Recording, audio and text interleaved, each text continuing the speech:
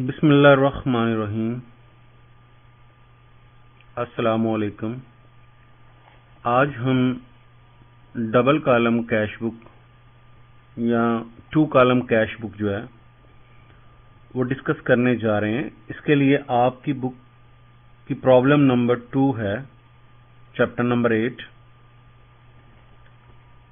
Enter the following transactions in a double column cash book with cash and bank column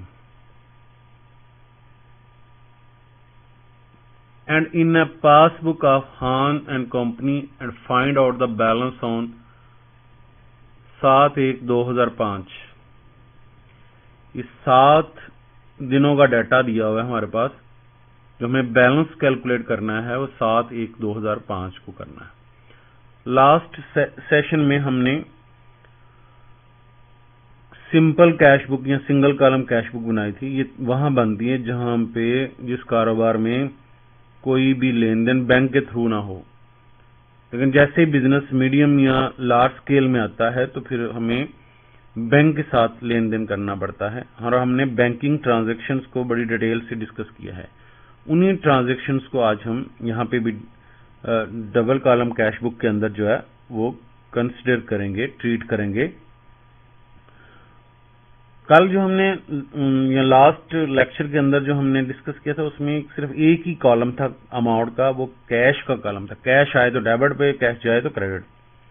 आज बाकी सारा format वैसा ही होगा, लेकिन इसके साथ साथ क्या होगा, एक अमाउंट की एक कॉलम की बजाय 2 कॉलम होंगे।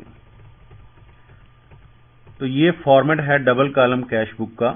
इसमें date, particular, voucher number, ledger folio, cash का कॉलम और बैंक का कॉलम। सेम इसी तरह दूसरी तरफ date, particular, voucher number, ledger folio, cash का कॉलम और बैंक का कॉलम। अब होगा क्या कि हमारा जो बिजनेस का कैश है तो वो 2 जगह पे पड़ा होगा। एक ऑफिस में तो उसके लिए कैश का कॉलम है, और जो बैंक में पड़ा हुआ है उसके लिए बैंक का कॉलम है। और यही इन्हीं से आगे जाके हमने चैप्टर का दूसरा हिस्सा बैंक रिकॉन्सिलिएशन स्टेटमेंट पढ़नी है कि हम जो भी रिकॉर्ड करते हैं ऑफिस का वो कैश में करते हैं, और बैंक जो है जो लेन देन हम बैंक के साथ करेंगे तो वो बैंक के कॉलम में हम एंटर करेंगे। क्योंकि जब बिजनेस बड़ा होता है तो लेन देन चेक्स के जरिए होता है। सारे का सारा जो बिजनेस ट्रांजेक्शन है वो कैश में नहीं होगा, वो चेक्स के थ्रू, बैंक के थ्रू होगा। बड़ी पेमेंट्स हम बैंक के थ्रू करेंगे। तो इसके लिए जरा देखें, तो ये enter the following transaction in double column cash book में तो हम देखेंगे तो 2005 को जनवरी 1 को कैश इन हैंड 1 लाख रुपया और कैश एट बैंक 14 लाख रुपए। इसका मतलब है कि हमारे बिजनेस को चलाने के लिए हमारे ऑफिस में कैश 1 लाख रुपया पड़ा हुआ है छोटे छोटे अखराजात के लिए, और जो बड़ी पेमेंट्स हैं उसके लिए हमारे बैंक में पैसे पड़े हुए हैं 14 लाख रुपया। अब जाहिर है कि जिस तरह हमने अगर एक कैश ही सिर्फ होता तो हमने कैश का तो हमेशा डेबिट बैलेंस होगा। बिजनेस स्टार्ट भी करें जिस तरह कल वाले क्वेश्चन में कि बिजनेस स्टार्ट हुआ तो कैश आया किसकी वजह से, कैपिटल की वजह से। लेकिन अगर जनवरी का बैलेंस या दिसंबर का बैलेंस हो या मार्च का बैलेंस हो तो हम हर महीने में ये कैश बुक बनाते हैं। तो इस साल, पिछले साल का दिसंबर का बैलेंस हो, अगले साल जनवरी 1 का ओपनिंग बैलेंस हो जाएगा। यानी नया जब पिछला महीना क्लोज होगा तो नया ओपनिंग बैलेंस जो होगा वो स्टार्ट हो जाएगा। तो हमारे पास जनवरी 1 को कैश इन हैंड ये ओपनिंग बैलेंस है, और कैश एट बैंक जो है ये बैंक का ओपनिंग बैलेंस है। तो अब 2 जगह पे हमने रकम लिखनी है, 2 कॉलम है हमारे पास, तो रूल्स को फॉलो करना पड़ेगा। डबल एंट्री सिस्टम के अंदर जब भी हम कैश बुक प्रिपेयर करेंगे तो कुछ रूल्स को फॉलो करना होगा हमें। ये रूल्स कौन कौन से हैं कल इनको डिस्कस करते हैं। Rules of preparing double column cash book में ओपनिंग बैलेंस। सबसे पहले क्या होना है, जब हमने ये क्वेश्चन को फॉर्मेट बना लेना तो सबसे पहले लिखना है बैलेंस। तो opening balance, cash balance will always be debited. जो कैश का कॉलम का बैलेंस है ये हमेशा डेबिट होता है, लेकिन बैंक बैलेंस में बी डेबिट और क्रेडिट। ये डेबिट कब होता है? व्हेन नथिंग मेंशन्ड, क्वेश्चन के अंदर कुछ मेंशन ना हो, यानी अगर रकम के आगे कुछ ना लिखा हो। Word debit mention with opening balance, favourable balance. और क्रेडिट बैलेंस कब होगा? जब ओवरड्राफ्ट या ओवरड्राउन बैलेंस होगा। Word credit mention with the opening balance या अनफेवरेबल बैलेंस।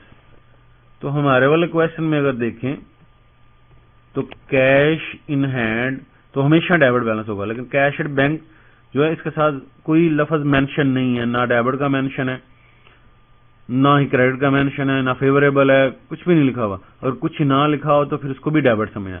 अगर यहाँ ओवरड्राफ्ट लिखा हो या क्रेडिट का लफ्ज हो तो इसका मतलब है कि हमने पैसे देने हैं।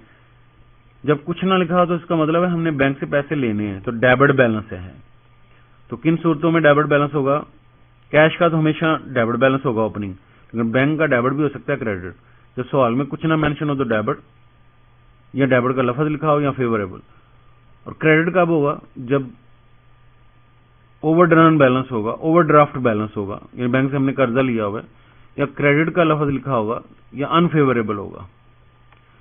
तो सबसे पहले हमने क्या करना है, फॉर्मेट बनाने के बाद अगला काम जो होगा है वो ओपनिंग बैलेंस का लिखना। तो ये बैलेंस ब्रॉट डाउन, यानी ये जो बैलेंस सीडी है ये अगले महीने जाके वो ब्रॉट डाउन हो जाएगा। तो कैश के कॉलम में 1 लाख रुपए और बैंक में हमारा 14 लाख रुपए पड़ा हुआ है।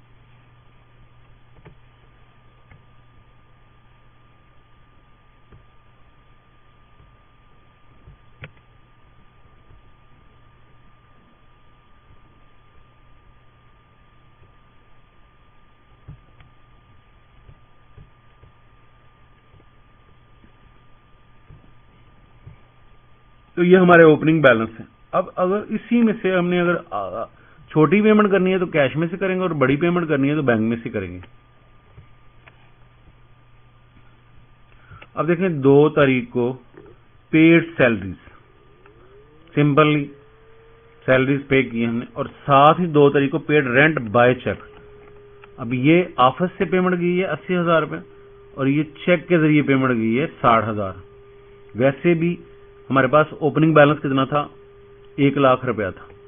अब उसमें से 80,000 दे दें तो आपके पास बाकी 20 है।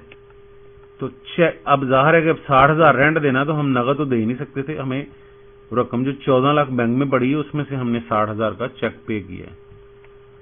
तो ये पेमेंट दे रहे हैं। जब भी पेड का लफ्ज आएगा तो क्रेडिट साइड पे आ जाना। क्रेडिट साइड पे आगे 2 तारीख को सबसे पहले हमने क्या किया है, सैलरीज पे की है। तो सैलरीज किसके जरिए भी? कैश पे किया है। 80,000 हमारा कैश जाएगा, और इसी रेट को हमने 2/1/2005 को हमने रेंट पे किया है। लेकिन रेंट हमने चेक के जरिए पे किया है, तो बैंक में से निकलेंगे 60,000 रुपए। यानी पेमेंट करनी है तो ऑफिस से करेंगे तो यह होगा, और अगर चेक के जरिए पेमेंट करेंगे तो बैंक में से पैसे जाएंगे। तो 14 लाख में से 60,000 लेस हो जाएगा। ऐसे भी आप एंट्री पास कर लेंगे, समझ नहीं आ रही तो जब भी सैलरी पे करेंगे सैलरी टू कैश, तो कैश जा रहा है, कैश को देखना है हमेशा। किसकी वजह से? सैलरी की वजह से। तो दूसरे में क्या? रेंट टू बैंक, तो बैंक क्रेडिट हो रहा है किसकी वजह से? रेंट की वजह से। नेक्स्ट है 4 तारीख को बार्ड गुड्स बाय चेक। यहाँ परचेजेस की है और पेमेंट किसके जरिए की है? चेक के जरिए की है। तो जब भी पेमेंट होगी तो क्रेडिट साइड पे आ जाना है। 4 तारीख को 2005 को परचेजेस की वजह से माल खरीदा हमने और पेमेंट चेक के जरिए की है। वैसे भी हम नगद तो कर नहीं सकते क्योंकि हमारी इतनी रकम आपस में पड़ी नहीं हुई। नेक्स्ट है सोल्ड गुड्स फॉर कैश, 1,50,000। तो जब भी सेल करेंगे तो कैश आएगा, कैश डेबिट होगा किसकी वजह से? सेल की वजह से। तो 5 तारीख को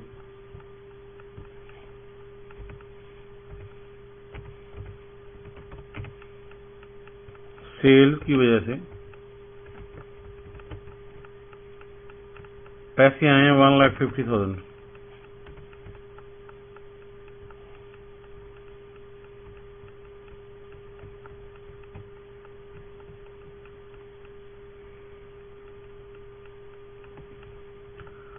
उसके बाद है बार्ड मशीनरी बाय चेक। तो 6 तारीख को पेमेंट की है चेक के जरिए, मशीनरी खरीदी है 2,50,000 रुपये। तो क्रेडिट साइड पे चले जाएंगे।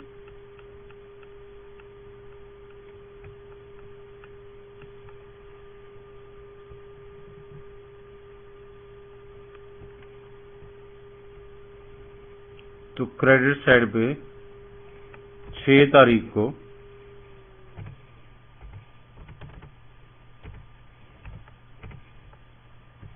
मशीनरी खरीदी है हमने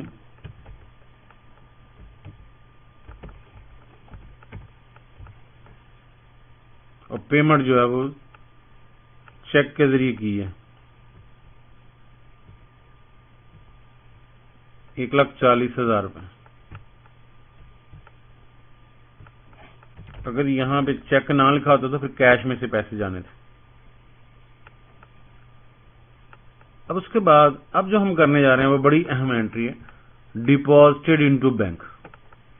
जब भी पैसे बैंक में जमा करवाएंगे या बैंक में से पैसे निकलवाएंगे ऑफिस यूज के लिए, पर्सनल यूज के लिए नहीं, ऑफिस यूज के लिए, तो डिपॉजिटेड इनटू बैंक या withdraw from bank for business use, तो ये कॉन्ट्रा एंट्री होगी।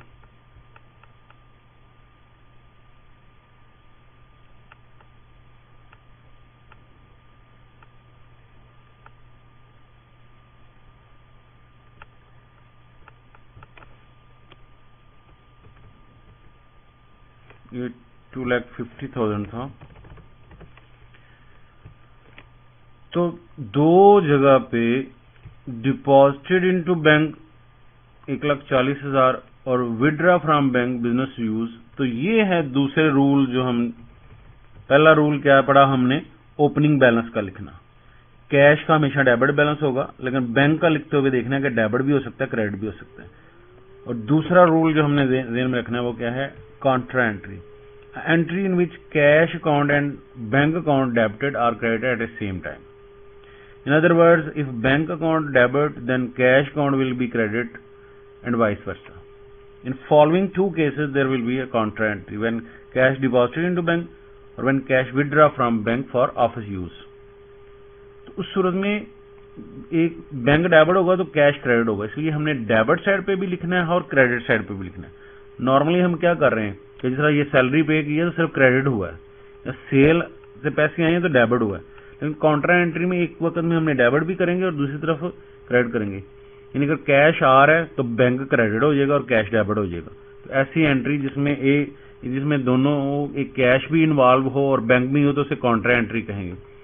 तो 6 तारीख को डिपॉजिट इनटू बैंक 1,40,000 रुपये बैंक में जमा कराया, तो बैंक डेबिट और कैश क्रेडिट, तो बैंक डेबिट होगा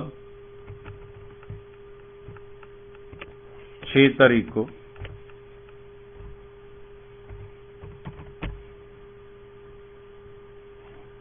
वजह आपने दूसरी लिखनी है, कैश की वजह से। तो बैंक में पैसे जा रहे हैं 1,40,000, किसकी वजह से, कैश की वजह से। और लेजर फोलियो वाले कॉलम में हमने सी लिख देना है, ये कॉन्ट्रा एंट्री को ज़ाहिर करता है। और सेम उसी वक्त आपने 6 तारीख को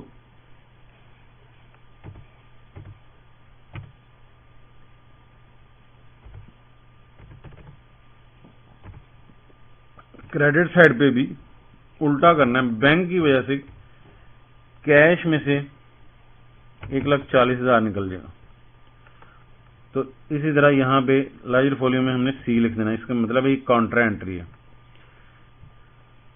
तो एक ऐसी एंट्री जिसमें एक साइड पे एक चीज डेबिट और दूसरी तरफ क्रेडिट हो तो उसे कॉन्ट्रा एंट्री करते हैं। दूसरी तरफ पैसे जब आए हैं तो पैसे जमा करवाए हैं बैंक में तो बैंक डेबिट हो जाएगा कैश की वजह से, तो डेफिनेटली कैश क्रेडिट होगा बैंक की वजह से। एक वक्त में डेबिट पे भी करना है और दूसरी तरफ क्रेडिट में भी इफेक्ट होगा। नेक्स्ट है withdraw from bank for business use, 90,000 रुपये हमने, तो ये भी उसी तरह कॉन्ट्रा एंट्री होगी 7 तारीख को।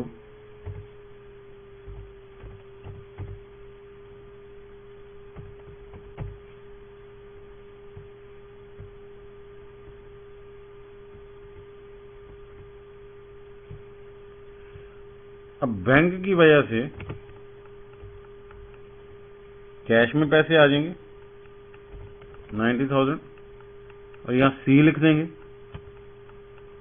और सेम उसी तरह 7/1/2005 को कैश की वजह से बैंक में से 90,000 लेस हो जाएगा। ऐसी एंट्री जिसमें एक वक्त में बैंक और कैश दोनों इन्वॉल्व होते उसे काउंटर एंट्री कहते हैं।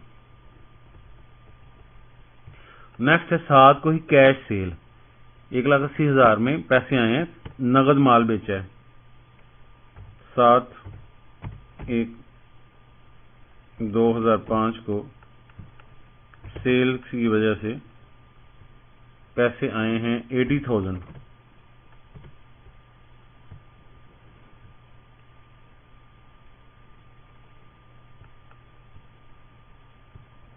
$1,80,000 जो है वो सेल की वजह से पैसे आए हैं।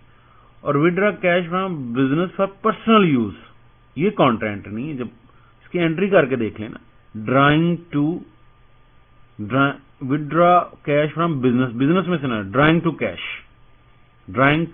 तो कैश क्रेडिट हो रहा है 7/1/2005 को ड्राइंग की वजह से पैसे जा रहे हैं, ऑफिस में से जा रहे हैं। अगर बैंक में से निकलवाएंगे तो फिर बैंक क्रेडिट हो जाएगा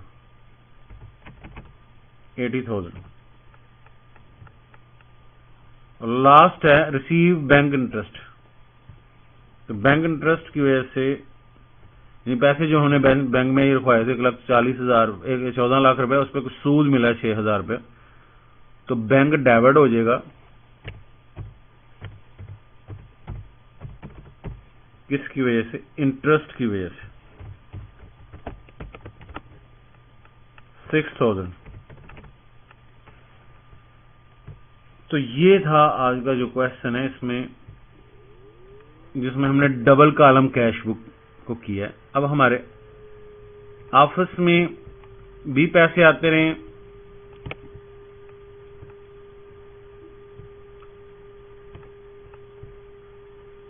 और बैंक में भी पैसे आते रहे और जाते रहे। अब हमारा काम क्या है कि नेक्स्ट है बैलेंस करना। तो सबसे पहले कैश का अकाउंट का बैलेंस करेंगे, 1,50,000 और 2 लाख दोनों को मिला के आपका 2,70,000, तो ये 5,20,000 जो है ये अमाउंट जो है वो बन जाएगी टोटल।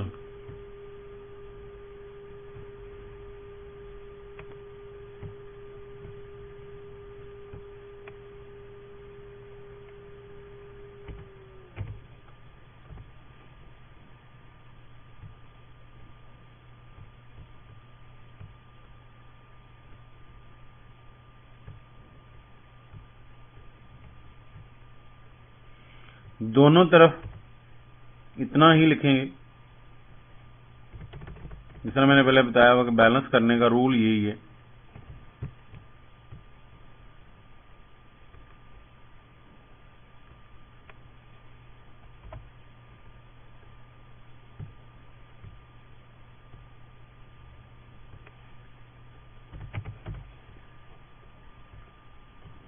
अब 5,20,000 में से आपने ये फिगर्स को लेस कर देना है, 80,000, 1,40,000 और 80,000। ये सारा कुछ लेस करने के बाद 2,20,000 जो है वो आपके पास बैलेंस होगा, क्योंकि 80,000 और 80 1,60,000 और इसी तरह ये 140 मिला के 3 लाख लेस हो जाएगा, तो 2,20,000 जो है ये बैलेंस आ जाएगा। यानी बाकी जो कैश बच गया है 2,20,000 रुपया जो है वो कैश जो है वो बच जाएगा। अब इसी तरह हमने बैंक ये साइड, लेकिन कैश का हमेशा डेबिट साइड बड़ी होगी, लेकिन बैंक की क्रेडिट भी हो सकती है। तो 14 लाख, 15,40,000 15,46,000 रुपया जो है वो टोटल आएगा। दोनों तरफ इतना लिखना है।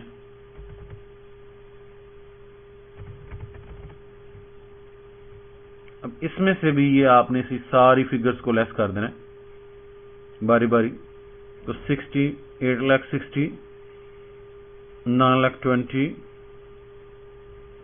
10,10,000 और 12,60,000 लेस कर देंगे। इसमें से 12,60,000 जो है वो लेस करने के बाद आपके पास 2,86,000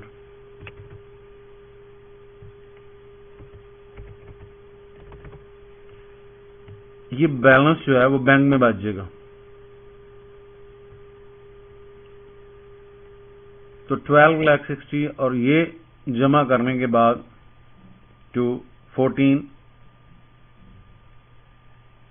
और इसी तरह ये 2,86,000 जमा करें तो ये सारा टोटल करें तो इतना आ जाएगा। तो इसका मतलब ये कि पैसे आए कितने हैं 5,20,000 और उसमें से ये चले गए 80,000, 1,40,000 और 80, बाकी कितना बच गया 2,20,000 और ये बैंक में कितने पैसे पड़े हुए हैं 15,46,000, 15,46,000 उसमें से ये पेमेंट्स हो गई हैं तो बाकी 2,86,000 बैंक में पड़ा हुआ। जैसे ही हम अगले महीने में आएंगे ये जो बैलेंस है ये जो कि महीने के एंड पे नहीं 7 तारीख को बैलेंस करना है।